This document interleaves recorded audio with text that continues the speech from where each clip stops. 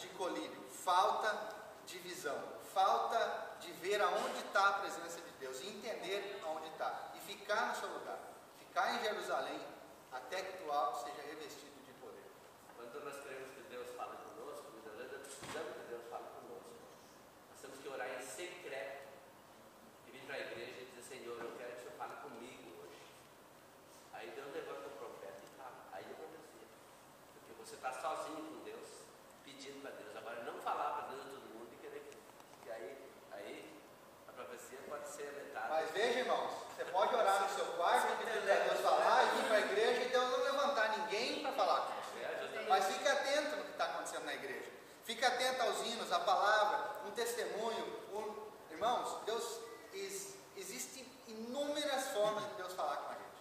Existem, eu não posso nem enumerar, porque são várias as formas. Nós podemos, irmão, Deus já falou comigo, sabe como? Através desses billboards aí, na 95.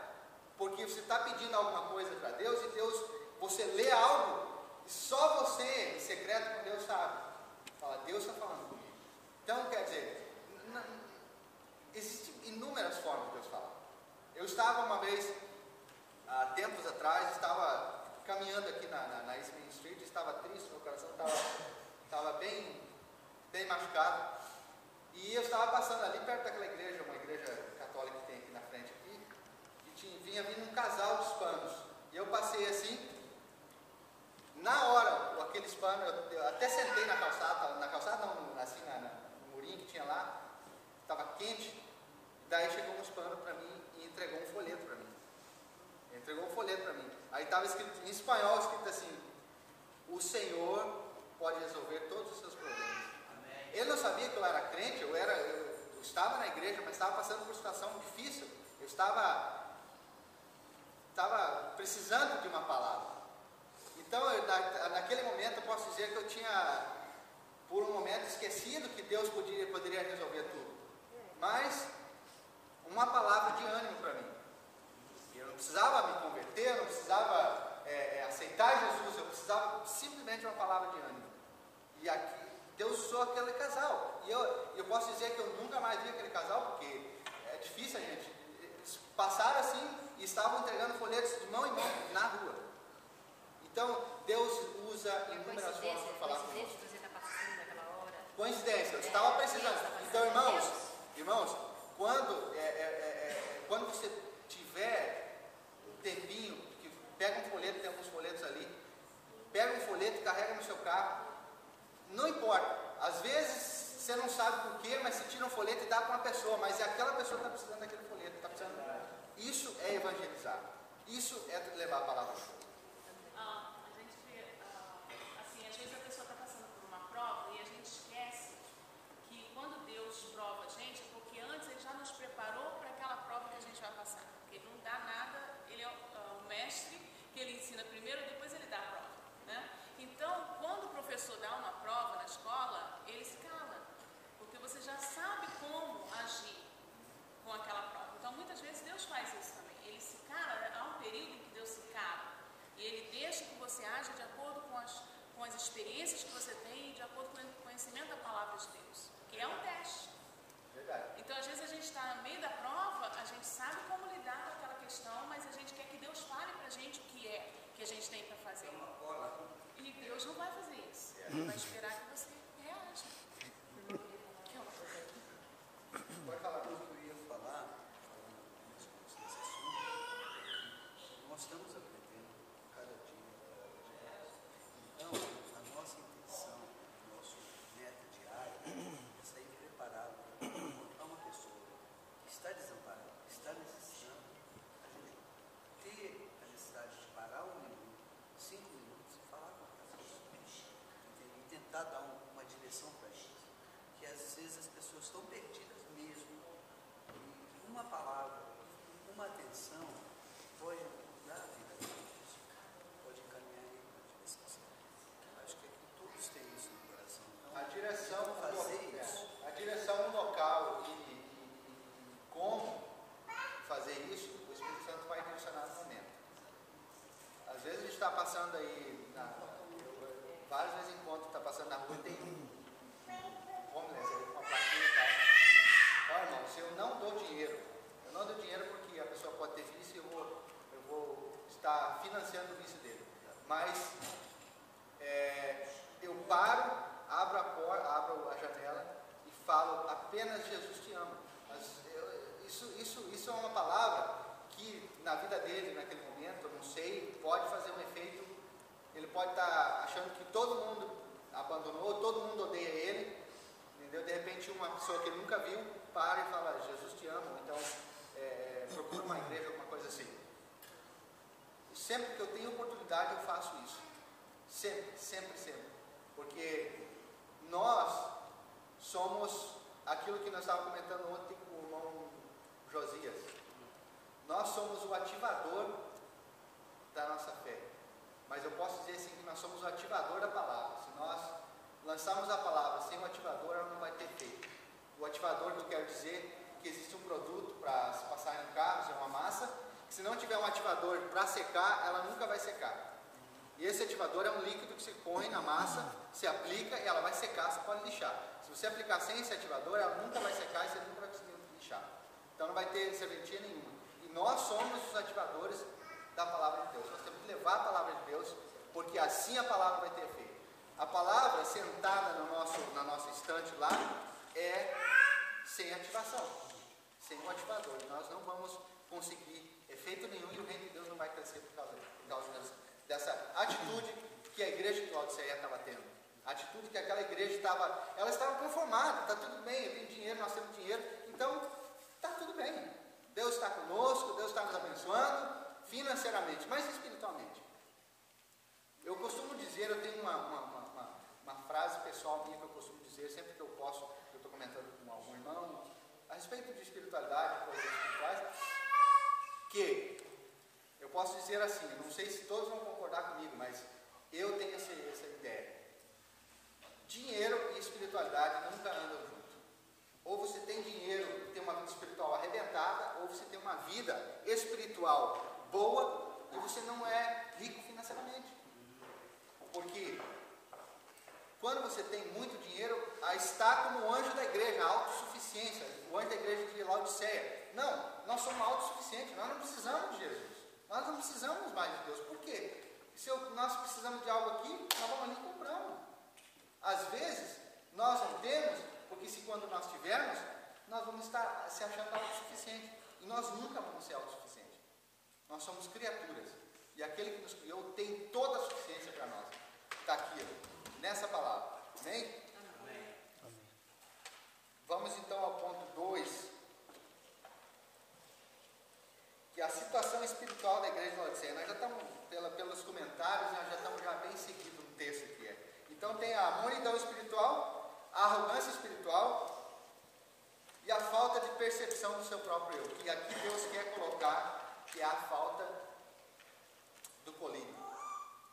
A cidade produzia um colírio ótimo, mas a igreja não produzia colírio nenhum. A igreja não tinha visão nenhuma.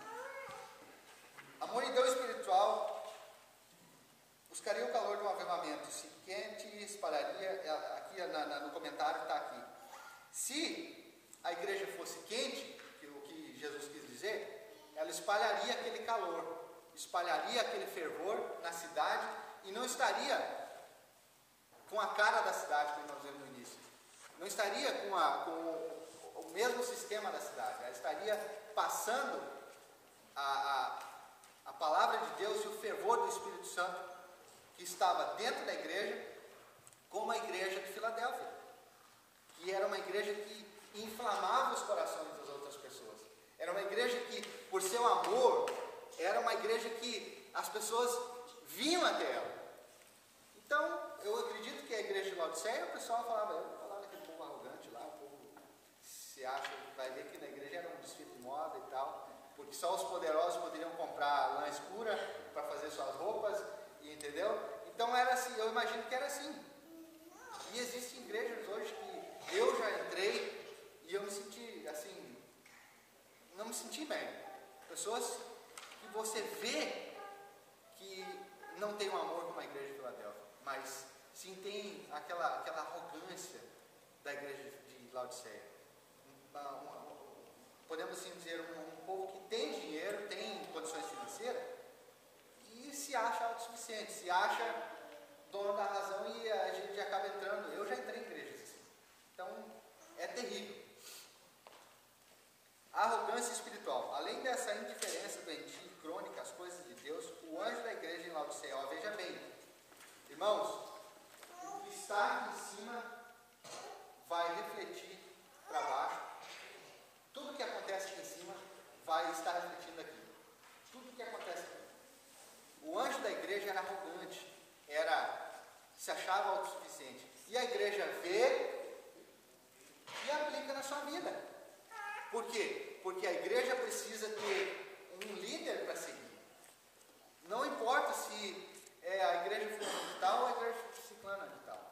Mas ela precisa de um modelo a seguir. Ela precisa de um, vou falar americano, um role model.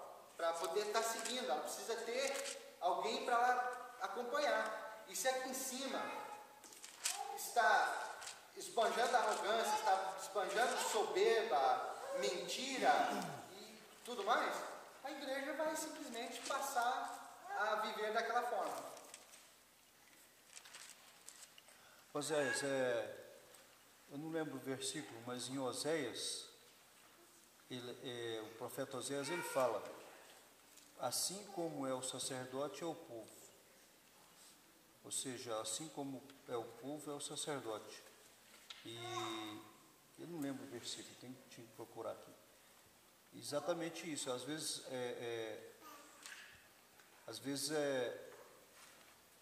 o povo fica reclamando da liderança da igreja, entendeu? Ou a liderança reclamando do povo.